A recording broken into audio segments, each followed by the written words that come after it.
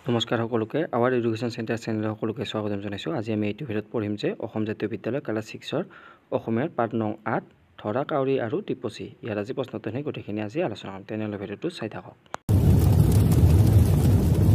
1 number প্ৰশ্নত দিয়া আছে যে প্ৰথমে কোৱা তাৰ পাছত লিখা। ইয়াৰ প্ৰথম ক নম্বৰ প্ৰশ্নটো দিয়া আছে যে ধৰা কাউৰী আৰু টিপচী চৰাইৰ মাজত ধান অনাৰ চৰ্তটো কি আছিল? ইয়াৰ উত্তৰটো লিখিব লাগিব যে ধৰা কাউৰীয়ে ঠোঁটত যিমান ধান আনিব সিমান ধান যদি টিপচীয়ে আনিব নোৱাৰে তেন্তে ধৰা কাউৰীয়ে টিপচী চৰাইটোক খাব। আনহাতে টিপচী চৰাইতকৈ যদি ধৰা কাউৰীয়ে ঠোঁটত কম ধান আনে তেন্তে টিপচী চৰাইটোৱে ধৰা কাউৰীটোক খাব। এইটোৱে আছিল ধৰা কাউৰী আৰু টিপচী চৰাইৰ মাজত ধান অনাৰ চৰ্ত। খ নম্বৰ প্ৰশ্নটো দিয়া আছে যে টিপচীয়ে কাউৰীক ঠোঁটক কিয় সাগৰৰ পানীত ধুই আহিবলৈ কৈছিল? ইয়াৰ উত্তৰটো লিখিব লাগিব যে কাউৰীৰ ঠোঁটত বৰ বেয়া গন্ধ থকাৰ বাবে টিপচীয়ে কাউৰীক ঠোঁটটো সাগৰৰ পানীত ধুই আহিবলৈ কৈছিল। ক নম্বৰটো যে ধৰা কাউৰীয়ে সাগৰত ঠোঁটটো ধুবলৈ গৈ সাগৰক পানী বিচৰাত সাগৰে কাউৰীক কি ক'লে? ইয়াৰ উত্তৰটো লিখিব লাগিব যে ধৰা কাউৰীয়ে সাগৰত ঠোঁটটো ধুবলৈ গৈ সাগৰক পানী বিচৰাত সাগৰে কাউৰীক ক'লে যে সি কিবা এটা পাত্ৰ দিব পাৰিলেহে পানী দিব পাৰিব।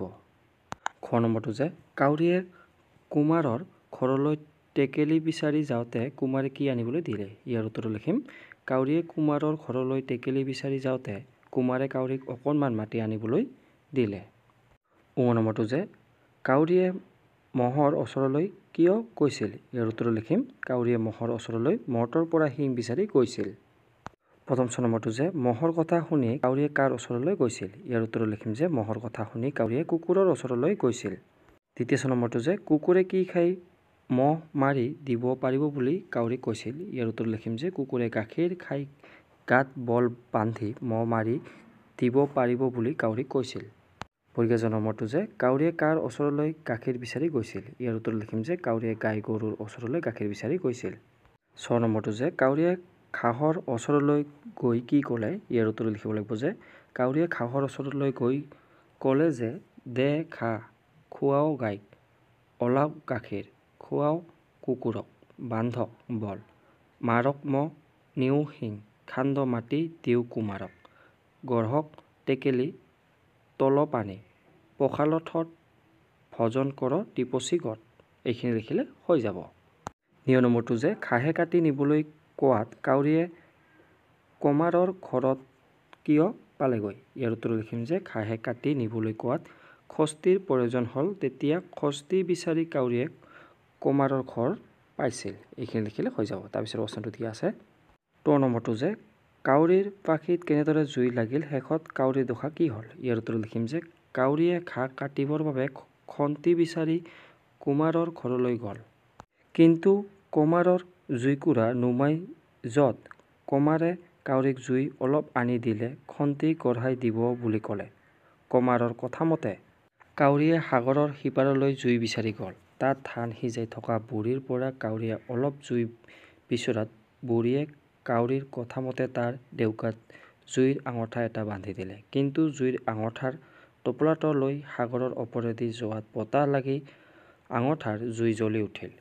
সেই জুইয়ে ডেউকা পুৰিলত ধৰা কাউৰীটো আকাশৰ পৰা সৰি তলৰ পানীত পৰি মৰিল। এইখিনি লিখিলে হৈ যাব। তাৰপিছত প্ৰশ্নটো দিয়া আছে ইয়াৰ পিছত ঠ নম্বৰটো যে টিপচীয়ে কিয় ৰং পালে বাৰু? ইয়াৰ উত্তৰ লিখিম যে চৰ্তমতে যিহেতু ধৰা কাউৰীয়ে টিপচী চৰাইটো খোৱাৰ কথা আছিল কিন্তু তাক খোৱাৰ আগতেই নিজৰ দুৰ্বুদ্ধিৰ বাবে ধৰা কাউৰীটো মৰি থকাত টিপচীয়ে মনত বৰ ৰং পালে।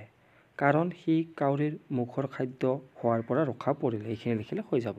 ড নম্বৰটো দিয়া আছে যে সাধুটোৰ পৰা কি শিকিলা? ইয়াৰ উত্তৰ লিখিব লাগিব যে সাধুটোৰ পৰা কেইবাটাও কথা জানিব পাৰি। প্ৰথম কথা হ'ল কাকো কেতিয়াও বিশ্বাসঘাতকতা কৰিব নালাগে। আনৰ অন্যায় কৰিবলৈ গ'লে নিজৰ বিপদ নামি আহে। দ্বিতীয়তে প্ৰতিটো কথাতে আনৰ ওপৰত নিৰ্ভৰশীল হ'লেও সময়ত বিপদত পৰিব লগা হয়। তৃতীয়তে হ'ল লোভেই পাপেই মৃত্যু। আনহাতে উপস্থিত বুদ্ধিৰে যে যিকোনো বিপদৰ পৰা হাত সাৰিব পাৰি টিপচী চৰাইটোৱে খোৱাৰ আগতে ধৰা কাউৰীটোক সাগৰত মুখ ধুই আহিবলৈ কোৱাত কথাটোৰ পৰা সেয়া জানিব পাৰি। এইখিনি লিখিলে হৈ যাব। তাৰপিছত নেক্সট দিয়া আছে ইয়াৰ পিছৰখিনি 2 নম্বৰখিনি যে বুজা আৰু লিখা প্ৰথমে দিয়া আছে যে সৰ ইয়াৰ অৰ্থটো দিয়া আছে যে তাকৰ তাৰপিছত পণ্ডিত দিয়া আছে তাৰপিছত আদি দিয়া আছে টেঙৰ অনুকূল দয়ালু উজনি ঐক্য আস্তিক ক্ষমা ইয়াৰ উত্তৰকেইটা এনেকৈ লিখিব লাগিব যে খালি সেইখিনিত সৰটো দিয়া আছিলে তাকৰ তাৰপিছত পণ্ডিতটো লিখিম মূৰ্খ আদিটো লিখিম অন্ত টেঙৰ অজলা অনুকূল প্ৰতিকূল দয়ালু নিৰ্দয় উজনি নামনি ঐক্য অনৈক্য আস্তিক নাস্তিক ক্ষমা প্ৰতিশোধ এনেকৈ হ'ব